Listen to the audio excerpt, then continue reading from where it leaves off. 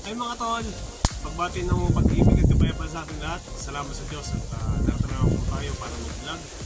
Video po ngayon ay tungkol sa bahay. Pakita ko yung bahay namin. Ayun na. Ayan po ang tsura ng...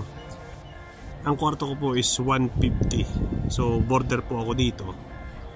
$150 ang ano dito, ang upa. Kada linggo kada linggo. Yan, 150 per week. Kasama na po dun lahat.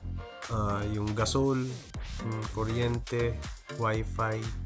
So sa 150 po yun na po lahat. Kasama na po lahat dun. So punta na po tayo sa loob, ano? Ito po. So ito yung loob. Meron dyang refrigerator, syempre. Kailangan talaga ng ref. So ito ang aming kusina. Yan. Medyo madumi, talagang madumi. Yan. Lababo syempre. At meron ding microwave. Okay. At punta naman tayo sa CR. So yan, syempre ito CR namin. Yan.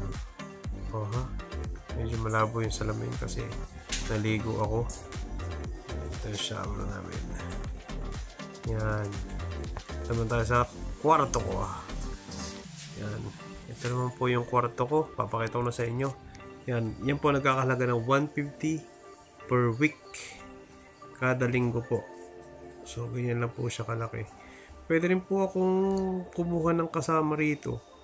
Na yun, pero mababawasan po yung aking per week na bayad. Magiging 105 per week.